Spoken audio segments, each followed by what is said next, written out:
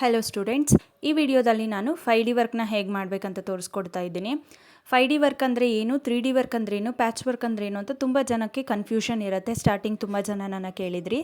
Patch work ಅಂತ ಅಂದರೆ normal ವರ್ಕ್ನ ಮಾಡಿ ಅದನ್ನು ಕಟ್ ಮಾಡಿ ಪ್ಯಾಚ್ ವರ್ಕ್ ಅಂದರೆ ಮತ್ತೆ ಅದನ್ನು ಜೋಡಿಸೋದಕ್ಕೆ ಪ್ಯಾಚ್ ವರ್ಕ್ ಅಂತಾರೆ. ಎಂಬೋಸ್ಡ್ ವರ್ಕ್ನ ಮಾಡಿ ಅದನ್ನು ಕಟ್ ಮಾಡಿ ಜೋಡಿಸೋದಕ್ಕೆ 3D ವರ್ಕ್ ಅಂತಾರೆ.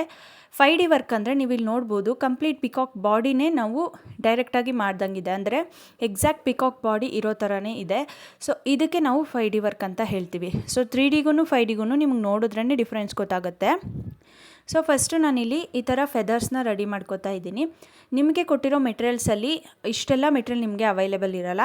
ಸೊ ಮುಂಚೆನೇ ನಾನು ಹೇಳಿರ್ತೀನಿ, 3D ವರ್ಕ್ ಅಥವಾ 5D ವರ್ಕ್ ಎರಡು ವರ್ಕಲ್ಲಿ ಯಾವುದಾದ್ರೂ ಒಂದು ಮಾಡಬೇಕು. ಎರಡೂ ಮಾಡೋ ನೆಸೆಸಿಟಿ ಇರಲ್ಲ, ಯಾಕಂದರೆ ಅಷ್ಟು ಮೆಟೀರಿಯಲ್ ನಿಮಗೆ ಸಾಕಾಗಲ್ಲ. ಮತ್ತು 3D 5D ಎರಡು ಸ್ವಲ್ಪ ಸೇಮೇ ಇರೋದ್ರಿಂದ ನಿಮಗೆ ಮತ್ತೆ ಮಾಡೋ ಅವಶ್ಯಕತೆ ಇರಲ್ಲ. ಸೊ ಫಸ್ಟಿಗೆ ನಾನಿಲ್ಲಿ ಒಂದು ಫೆದರ್ನ ರೆಡಿ ಮಾಡ್ಕೋತಾ ಇದ್ದೀನಿ. ಅಂದರೆ ಆಲ್ರೆಡಿ ನಾನು ಒಂದು 15ರಿಂದ 16 ಫೆದರ್ ರೆಡಿ ಮಾಡಿದ್ದೀನಿ. ನಿಮಗೆ ತೋರಿಸೋದಕ್ಕೆ ಇನ್ನೊಂದು ಫೆದರ್ನ ಇಲ್ಲಿ ರೆಡಿ ಮಾಡ್ತಾ ಇದ್ದೀನಿ. ಫಸ್ಟಿಗೆ ನಾನಿಲ್ಲಿ ತಿಲಕ್ ಟೈಪ್ ಬಿಗ್ ಕುಂದನ್ ಸ್ಟೋನ್ನ ಅಂಟಿಸ್ತಾ ಇದ್ದೀನಿ. ಇದು ವಿತ್ ಹೋಲ್, ಅಂದರೆ ಎರಡೂ ಸೈಡ್ ಹೋಲ್ ಇದೆ.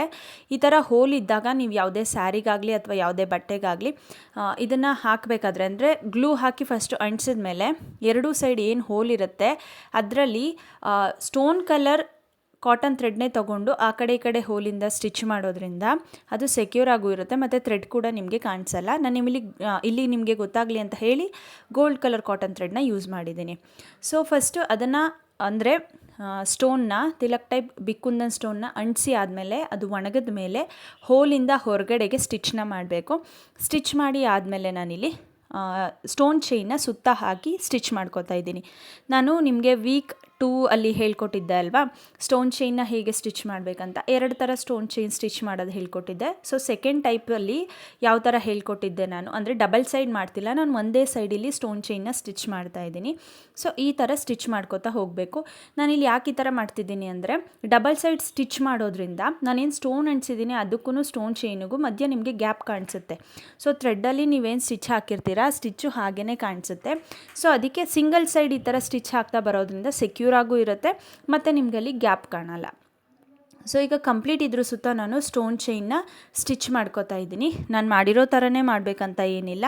ನಿಮ್ಮ ಓನ್ ಕ್ರಿಯೇಟಿವಿಟಿ, ಅಂದರೆ ನಿಮ್ಮ ಹತ್ರ ಏನೆಲ್ಲ ಮೆಟೀರಿಯಲ್ಸ್ ಇದೆ ಅದನ್ನ ಯೂಸ್ ಮಾಡಿ ನಿಮ್ಮ ಓನ್ ಕ್ರಿಯೇಟಿವಿಟಿ ಹೇಗೆ ಮಾಡ್ಬೋದು ಅನ್ನೋದನ್ನು ನೀವು ಮಾಡ್ಬೋದು. ಸೊ ಇದ್ರ ಸುತ್ತ ನಾನು ಇವಾಗ ಸ್ಟೋನ್ ಚೈನ್ನ ಸ್ಟಿಚ್ ಮಾಡಿ ತೋರಿಸ್ತೀನಿ. ಸೊ ಕಂಪ್ಲೀಟ್ ಆದಮೇಲೆ ಲಾಸ್ಟಲ್ಲಿ ಫಸ್ಟು ನಾನು ಸ್ಟೋನ್ ಚೈನ್ನ ಕಟ್ ಮಾಡಿಬಿಡ್ತೀನಿ. ಕಟ್ ಮಾಡಾದಮೇಲೆ ಲಾಸ್ಟ್ ಫೈನಲ್ ಎಂಡ್ ನಾಟ್ನ ಹಾಕೋತೀನಿ. ಈ ಥರ ಮಾಡೋದ್ರಿಂದ ನಿಮಗೆ ನೀಡಲ್ನ ಚುಚ್ಚೋದಾಗಲಿ ತೆಗಿಯೋದಾಗಲಿ ಲಾಸ್ಟಲ್ಲಿ ಹಿಂಸೆ ಆಗಲ್ಲ, ನೀಟಾಗಿ ಫಿನಿಷ್ ಮಾಡ್ಬೋದು. ಅಂದರೆ ಎಡ್ಜಸ್ಸಿಗೆ ನಿಮಗೆ ಯಾವ ಸ್ಟೋನ್ ಬಂದು ಕೂರುತ್ತೆ. ಸೊ ಎಕ್ಸಾಕ್ಟಾಗಿ ತಿಲಕ್ ಟೈಪಲ್ಲಿ ಲಾಸ್ಟ್ ನಿಮಗೆ ಏನು ಶಾರ್ಪ್ನೆಸ್ ಇರುತ್ತೆ ಅದು ನೀಟಾಗಿ ಬರುತ್ತೆ. ಸ್ಟೋನ್ ಚೈನ್ ಕಂಪ್ಲೀಟಾಗಿ ಸ್ಟಿಚ್ ಮಾಡಿ ಆಗಿದೆ. ನೆಕ್ಸ್ಟು ನಾನು ಏನು ಇವಾಗ ಲೀಫ್ ಶೇಪ್ ಬರೆದಿದ್ದೀನಿ ಅಲ್ಲ ಪೆನ್ನಲ್ಲಿ, ಅದಕ್ಕೆ ಸುತ್ತ ಝರಿ ಥ್ರೆಡಲ್ಲಿ ಔಟ್ಲೈನ್ನ ಕೊಡ್ತಾ ಬರ್ತಾಯಿದ್ದೀನಿ. ನಾರ್ಮಲ್ ಚೈನ್ ಸ್ಟಿಚ್ಚನ್ನೇ 2mm ಅಲ್ಲಿ ಹಾಕ್ತಾಯಿದ್ದೀನಿ, ಝರಿ ಥ್ರೆಡಲ್ಲಿ ಹಾಕ್ತಾಯಿದ್ದೀನಿ. ಸೊ 2mm ಅಲ್ಲಿ ಸುತ್ತ ಚೈನ್ ಹಾಕಿ ಆದಮೇಲೆ ಕಟ್ ವರ್ಕ್ಗೆ ಏನು ಸ್ಟಿಚ್ ಹಾಕ್ತಿದ್ವಿ, ಕಟ್ ವರ್ಕ್ ಚೈನ್ ಸ್ಟಿಚ್ ಇದೆಯಲ್ಲ ಅದನ್ನು ಇದ್ರ ಮೇಲೆ ಹಾಕಬೇಕು. ತುಂಬ ಜನ ಈ ಮಿಸ್ಟೇಕ್ನ ಮಾಡ್ತೀರಾ, ತುಂಬ ದೂರ ಕಟ್ ವರ್ಕ್ಗೆ ಚೈನ್ ಸ್ಟಿಚ್ನ ಹಾಕ್ತೀರಾ. ಆ ಥರ ಹಾಕಬಾರ್ದು. ಚೈನ್ ಸ್ಟಿಚ್ನ ಹಾಕಿ ಅದ್ರ ಮೇಲೆ ಜಿಗ್ಜ್ಯಾಗ್ ಸ್ಟಿಚ್ ಏನು ಹಾಕ್ತೀವಿ ಕಟ್ ವರ್ಕ್ ಮಾಡೋದಕ್ಕೆ, ಆ ಜಿಗ್ಜ್ಯಾಗ್ ಸ್ಟಿಚ್ಚು ಹತ್ರನೇ ಇರಬೇಕು. ಹತ್ರ ಇದ್ದಷ್ಟು ನೀವು ಆ ಸ್ಪೇಸ್ನ ಕಟ್ ಮಾಡಾದಮೇಲೆ ಅಥವಾ ಸುಟ್ಟ ಆದಮೇಲೆ ತುಂಬ ನೀಟಾಗಿ ಕಾಣುತ್ತೆ, ಸೆಕ್ಯೂರ್ ಆಗಿ ಇರುತ್ತೆ. ಸೊ ಇವಾಗ ಲಾಸ್ಟಲ್ಲಿ ಜಿಗ್ಜ್ಯಾಗ್ ಸ್ಟಿಚ್ನ ಹಾಕಿ ಲಾಕ್ನ ಮಾಡ್ತಾಯಿದ್ದೀನಿ. ಇದಿಷ್ಟು ಆದಮೇಲೆ ನಾವು ಫೆದರ್ಗೆ ಎಂಬೋಸ್ಡ್ ಲೋಡಿಂಗ್ನ ಮಾಡ್ತಾಯಿದ್ದೀನಿ. ಇದು ಅಷ್ಟೇ, ನೀವು 5D ವರ್ಕ್ ಮಾಡಬೇಕಾದ್ರೆ 3Dಗೆ ಹೇಗೆ ಎಂಬೋಸ್ಡ್ ವರ್ಕ್ನ ಮಾಡಿ ಪೆಟಲ್ಸ್ ಆಗಿರ್ಬೋದು ಅಥವಾ ಬೇರೆ ಶೇಪ್ಸ್ ಆಗಿರ್ಬೋದು ಸ್ಟಿಚ್ ಮಾಡ್ತೀರಾ, ಸೊ ಅದೇ ಥರ 5D ವರ್ಕ್ಗೆ ಕೂಡ ಆದಷ್ಟು ಎಂಬೋಸ್ಡ್ ವರ್ಕಲ್ಲಿ ಮಾಡಬೇಕು. ಇಲ್ಲಾಂತಂದರೆ ನಾರ್ಮಲ್ ಅದು ನಿಮಗೆ ಪ್ಯಾಚ್ ವರ್ಕ್ ಥರನೇ ಕಾಣಿಸುತ್ತೆ. ಸೊ ಆದಷ್ಟು ಎಂಬೋಸ್ಡ್ ವರ್ಕಲ್ಲಿ ಮಾಡಿ 5D ವರ್ಕು 3D ವರ್ಕ್ ಮಾಡೋದ್ರಿಂದ ಸಖತ್ ಲುಕ್ ಕೊಡುತ್ತೆ.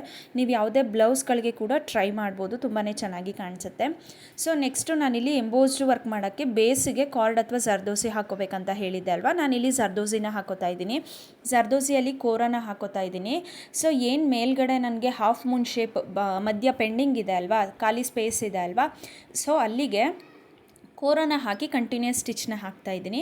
ನಿಮಗೇನಾದರೂ ಕಂಟಿನ್ಯೂಸ್ ಸ್ಟಿಚ್ ಕಷ್ಟ ಆಗುತ್ತೆ ಅಂತ ಅಂದರೆ ನೀವು ಸ್ಮಾಲ್ ಕಟ್ ಮಾಡಿಕೊಂಡು ಅದ್ರ ಮೇಲೆ ಹಾಕ್ಬೋದು. ಬಟ್ ಆದಷ್ಟು ಕಂಟಿನ್ಯೂಸ್ ಸ್ಟಿಚ್ನ ಟ್ರೈ ಮಾಡಿ, ಯಾಕಂದರೆ ಮುಂದೆ ತುಂಬಾ ಬ್ಲೌಸಸ್ ನಿಮಗೆ ಕಂಟಿನ್ಯೂಸ್ ಸ್ಟಿಚ್ಚಲ್ಲೇ ಬರಲ್ಲ ಅಂತ ಬಿಟ್ಬಿಡಬೇಡಿ. ಸೊ ಈಸಿ ಅನಿಸುತ್ತೆ, ಒಂದೆರಡು ಸತ ನೀವು ಪ್ರಾಕ್ಟೀಸ್ ಮಾಡಿದ್ರೆ ಈಸಿ ಅನಿಸುತ್ತೆ. ಸೊ ನಾನು ಇದ್ರ ಮಧ್ಯೆ ಏನು ಗ್ಯಾಪ್ ಇತ್ತು ಅಲ್ಲಿಗೆ ಕೋರನ ಬೇಸಾಗಿ ಹಾಕ್ತೀನಿ. ಇದು ಸ್ಟಿಚ್ ಮಾಡಿ ಆದಮೇಲೆ ನೆಕ್ಸ್ಟು ನಾನಿಲ್ಲಿ ಕಲರ್ ಶುಗರ್ ಬೀಡ್ಸ್ನ ತಗೋತಾ ಇದ್ದೀನಿ. ಒಂದು ರೆಡ್ಡು, ಗ್ರೀನು ಮತ್ತು ಬ್ಲೂ. ಪಿಕಾಕ್ ಆಲ್ಮೋಸ್ಟ್ ನೀವು ಡೈರೆಕ್ಟಾಗಿ ನೋಡಿದಾಗ ಇದೇ ಶೇಡಲ್ಲಿ ಕಾಣಿಸುತ್ತೆ ಅಲ್ವಾ ನಿಮಗೆ. ಸೊ ನಾನು ಅದ್ರ ಬೇಸ್ ಮೇಲೆ ಈ ಶೇಡ್ನ ತಗೋತಾ ಇದ್ದೀನಿ. ಸೊ ಇಲ್ಲಿ ಎಂಬೋಸ್ಡ್ ವರ್ಕ್ ಮಾಡೋಕ್ಕೆ ನಾನು ಏನು ಕೋರ ಬೇಸಲ್ಲಿ ಫಿಲ್ ಮಾಡಿದ್ದೀನಿ ಅದ್ರ ಮೇಲೆ ನಾನು ಎಂಬೋಸ್ಡ್ ಬೀಡ್ ಫಿಲ್ಲಿಂಗ್ ಮಾಡ್ತಾಯಿದ್ದೀನಿ. ಸೊ ಫಸ್ಟಿಗೆ ಶುಗರ್ ಬೀಡಲ್ಲಿ ಬ್ಲೂ ಕಲರ್, ಆಮೇಲೆ ಗ್ರೀನ್ ಕಲರ್, ಆಮೇಲೆ ರೆಡ್ ಕಲರ್ ತಗೋತಾ ಇದ್ದೀನಿ. ಸೊ ಮೂರನ್ನು ಎರಡೆರಡು ಬೀಡನ್ನ ತಗೊಂಡು ಈ ಥರ ಮಧ್ಯದಿಂದ ನಾನು ಸ್ಟಾರ್ಟ್ ಮಾಡ್ತಾಯಿದ್ದೀನಿ. ಯಾಕಂದರೆ ಲಾಸ್ಟಿಂದ ಸ್ಟಾರ್ಟ್ ಮಾಡಿದ್ರೆ ಶೇಪ್ ಅಷ್ಟು ಸರಿಯಾಗಿ ಬರಲ್ಲ. ಸೊ ಅದಕ್ಕೆ ನಾನು ಮಧ್ಯದಿಂದ ಸ್ಟಾರ್ಟ್ ಮಾಡ್ತಾಯಿದ್ದೀನಿ. ನಿಮಗೆ ಸುಮಾರು ಜನಕ್ಕೆ ಡೌಟ್ ಬರ್ಬೋದು, ಮ್ಯಾಮ್ ನಾವು ಯಾವ ಸೈಜಲ್ಲಿ ಈ ಥರ ಲೀಫ್ನ ಬಿಡಿಸ್ಕೋಬೇಕು, ಯಾಕಂದರೆ ನೀವು ಎಂಬೋಸ್ಡ್ ವರ್ಕ್ ಮಾಡೋದಾಗಿರ್ಬೋದು ಅದಕ್ಕೆಲ್ಲ ನಮಗೆ ಸೈಜ್ ಹೆಂಗೆ ಗೊತ್ತಾಗುತ್ತೆ ಅಂತ. ಸೊ ಅದಕ್ಕೇ ಫಸ್ಟೇ ಎಲ್ಲ ಬಿಡಿಸ್ಕೊಂಡು ಸ್ಟೋನ್ ಅಂಟಿಸ್ಬಿಟ್ಟು ಹಂಗೆಲ್ಲ ಮಾಡಿಬಿಡಬೇಡಿ. ಜಸ್ಟ್ ಸ್ಟಾರ್ಟಿಂಗ್ 1 or 2 ಲೀಫ್ನ ಬಿಡಿಸ್ಕೊಂಡು ಫಸ್ಟು ಸ್ಟಿಚ್ ಮಾಡಿ ನೋಡಿ, ಯಾಕಂದರೆ ನಿಮಗೆ ಒಂದು ಸ್ಟೋನ್ನ ಅಂಟಿಸ್ದಾಗ್ಲೇ ಗೊತ್ತಾಗುತ್ತೆ. ಇನ್ನೊಂದು ಐಡಿಯಾ ಏನಪ್ಪ ಅಂತ ಅಂದರೆ, ಫಸ್ಟು ನಾನು ಇಲ್ಲೇನು ತಿಲ್ಕಾ ಟೈಪ್ ಕುಂದನ್ ಸ್ಟೋನ್ ಅಂಟಿಸಿದ್ದೀನಿ ಅದನ್ನು ಅಂಟಿಸ್ಬಿಡಿ, ಅದ್ರ ಸುತ್ತ ಸ್ಟೋನ್ ಚೈನಲ್ಲಿ ಔಟ್ಲೈನ್ ಕೊಡಿ. ಸೊ ಇಷ್ಟು ಆದಮೇಲೆ ನಿಮಗೆ ಇನ್ನೆಷ್ಟು ಸ್ಪೇಸ್ ಬೇಕಾಗುತ್ತೆ ಶುಗರ್ ಬೀಡ್ ನಾವು ಎಂಬೋಸ್ಡ್ ವರ್ಕ್ ಮಾಡೋದಕ್ಕೆ ಅಂತ ಗೊತ್ತಾಗುತ್ತಲ್ವಾ. ಆಮೇಲೆ ನೀವು ಲೀಫ್ ಶೇಪ್ನ ಬಿಡಿಸ್ಕೊಂಡು ಝರಿ ಥ್ರೆಡ್ಡಲ್ಲಿ ಚೈನ್ ಸ್ಟಿಚ್ಚು, ಜಿಗ್ಜ್ಯಾಗ್ ಸ್ಟಿಚ್ ಹಾಕಿ ಆಮೇಲೆ ಎಂಬೋಸ್ಡ್ ವರ್ಕ್ ಮಾಡಿದ್ರು ಕೂಡ ನಿಮಗೆ ಯಾವ ಸೈಜಲ್ಲಿ ಬೇಕು ಅಂತ ಗೊತ್ತಾಗುತ್ತೆ. ಸೊ ಸೇಮ್ ಸೈಜಲ್ಲೇ ಯಾವುದಾದ್ರೂ ಪೇಪರ್ನ ನೀವು ಕಟ್ ಮಾಡಿಕೊಂಡು ಅದೇ ಸೈಜಲ್ಲೇ ಎಲ್ಲ ಲೀಫ್ನು ಬಿಡಿಸ್ಕೊಂಡು ಈ ಥರ ಫಿಲ್ಲಿಂಗ್ನ ಮಾಡ್ಬೋದು. ಸೊ ನಾನಿಲ್ಲಿ ಎಂಬೋಸ್ಡ್ ವರ್ಕ್ ಏನು ಮಾಡ್ತಾ ಇದ್ದೀನಿ ಅದು ಆ ಕಡೆ ಈ ಕಡೆ ನಾನು ಏನು ಕೋರ ಫಿಲ್ ಮಾಡಿದೆ ಅದು ಕಂಪ್ಲೀಟಾಗಿ ಫಿಲ್ ಆಗಬೇಕು. ನೀವು ಬೇರೆ ಲೀಫ್ಗಳು ನೋಡ್ಬೋದು, ನಾನಿಲ್ಲಿ ಇನ್ನೂ 3-4 ಲೀಫ್ ಕಾಣಿಸ್ತಾ ಇದೆ ಅಲ್ವಾ. ಸೊ ಅದನ್ನು ಹೆಂಗೆ ಫಿಲ್ ಮಾಡಿದ್ದೀನಿ ಅಂತ ಆ ಕಡೆ ಈ ಕಡೆ ಗ್ಯಾಪ್ ಕಾಣಿಸ್ತಾ ಇಲ್ಲ ನಿಮಗೆ. ಸೊ ಆ ಥರ ಕಾಣಿಸ್ದೇ ಇರೋ ಥರ ಫಿಲ್ನ ಮಾಡಬೇಕು. ಸೊ ಇವಾಗ ಎರಡೂ ಸೈಡು ನಾನು ಕಂಪ್ಲೀಟ್ ಮಾಡ್ತಾ ಇದ್ದೀನಿ. ಎರಡು ಸೈಡ್ ಸೇಮ್ ನಾನು ಹೆಂಗೆ ತೋರಿಸಿದ್ದೆ ಅದೇ ಥರ ಕಂಪ್ಲೀಟ್ ಮಾಡಬೇಕು, ಮಾಡಿ ನಾಟ್ ಹಾಕಬೇಕು. ಈ ಥರ ನಾಟ್ ಹಾಕಿ ಆದಮೇಲೆ ಬ್ಯಾಕ್ ಸೈಡು ಗ್ಲೂನ ಅಪ್ಲೈ ಮಾಡಿಕೊಂಡು ಅದು ಪೂರ್ತಿ ಒಣಗಿದ ಮೇಲೆ ಕಟ್ ಮಾಡ್ಕೋಬೇಕು. ಸೇಮ್ 3D ವರ್ಕ್ ಹೇಗೆ ಮಾಡಿದ್ವಿ ಅದೇ ಥರ. ಇನ್ನೊಂದೇನಪ್ಪ ಅಂದರೆ ನಾನಿಲ್ಲಿ 15ರಿಂದ 16 ಲೀಫ್ ರೆಡಿ ಮಾಡ್ಕೊಂಡಿದ್ದೀನಿ.